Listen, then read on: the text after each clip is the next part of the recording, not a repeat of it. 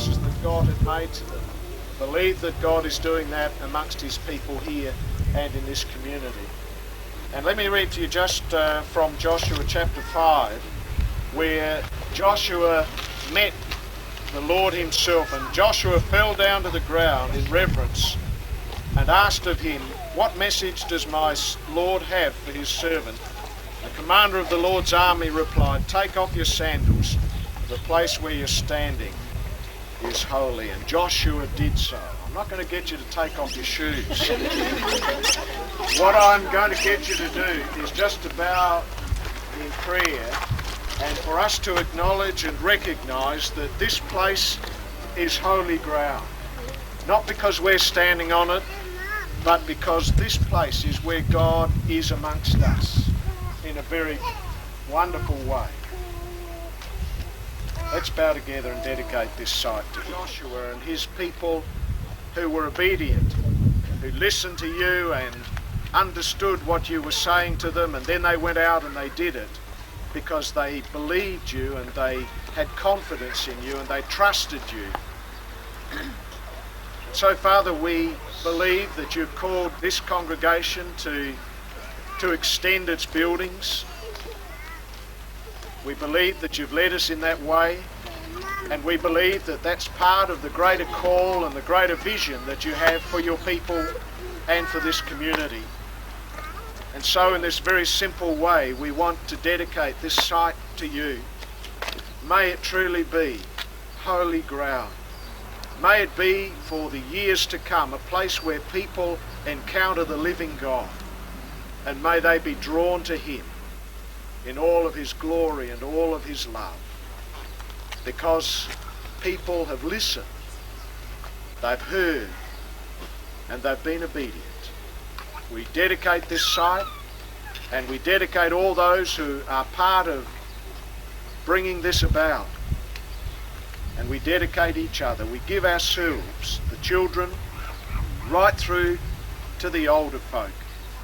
And we thank you for the way in which you're working amongst us, and we give the future to you. May we truly be people, your people, living on the brink of faith, to your honour and glory. Amen.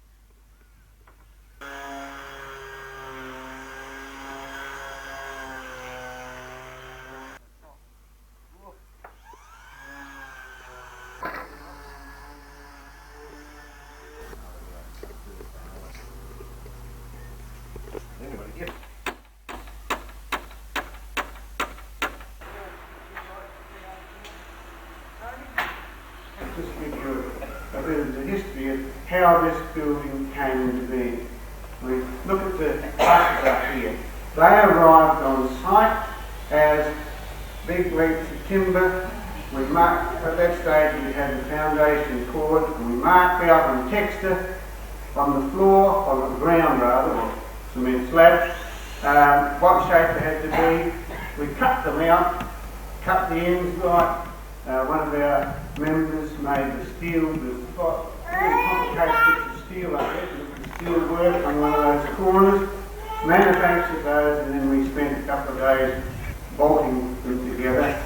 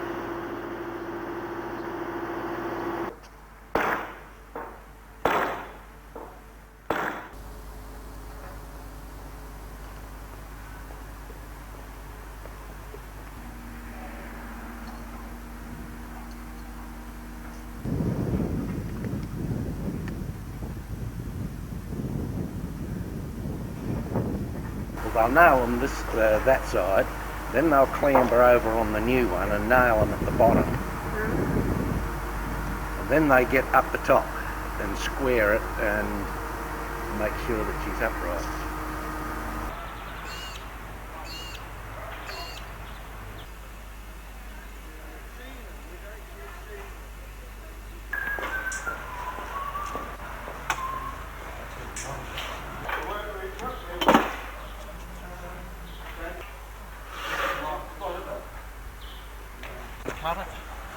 Yeah.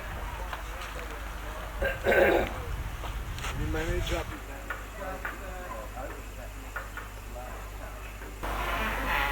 Brian, come and have a cuppa.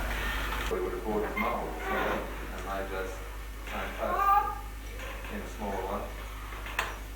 Not sure. He was up the sand and gravel, this kind of thing. So different. And Better Creek seem to be the only people there. And I suppose they do their best, but they use a one-size reinforcing for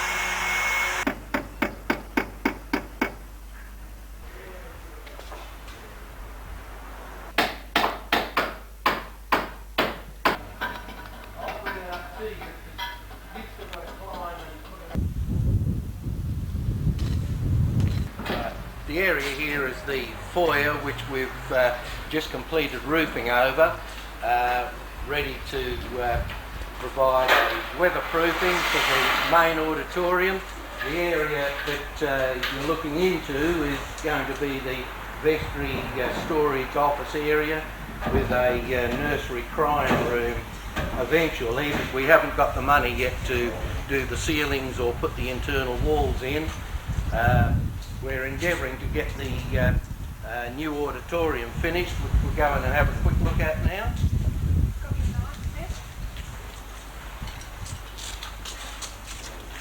We've completed painting, glazing, everything in here. The latest is the video audio control area. We've still got to put in the wires that will go around the skirting boards. That's the next big job in here. And we'll put some sort of a platform at the front and a temporary basis. There's the electricals still to be linked in. The wires are there in place ready for it, and fans. And pews that we just purchased last week to help fill the place. And then we should be ready for Our first service is hopefully in a couple of 3 months' time. He's holding in on the arm.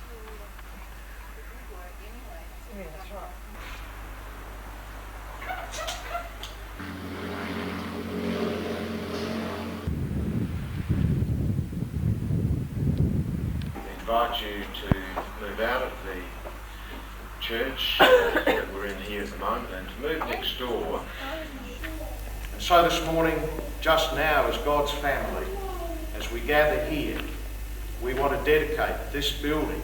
Sure, it's only bricks and mortar and trusses and bolts and wiring and so on and so on. But the very presence of God is here.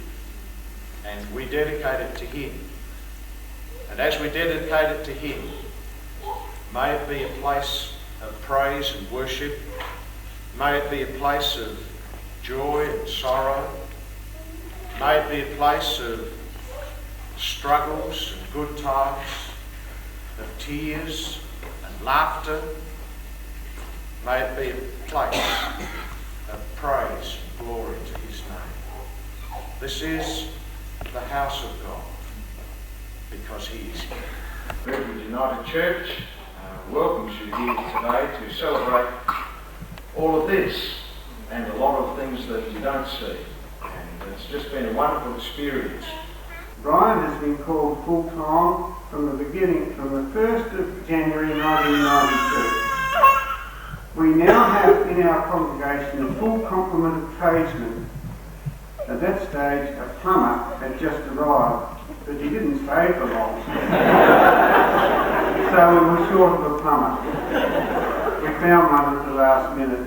On the morning of this meeting, which is, we'll say is 1992 June, Ryan's message this morning, we will not fail to build on our extension.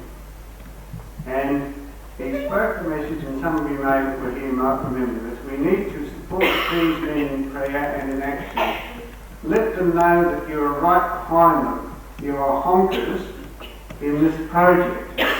Now, the message on that particular occasion referred to a little story that teaches about some geese on the northern hemisphere, I believe, flying. You know how they fly in formation, V-shaped formation? We've used that all the time. And the leader breaking, with all the hard work, breaking the wind, trying to make it easy for everyone else. The other geese behind them are honking encouragement. So the people behind are just as valuable as the one in front, keeping the thing going. The Birdwood United Church is a church built by the people at Birdwood United. To commemorate today, after the service, I'm going to invite Brian to move out from the service and then unveil the plaque.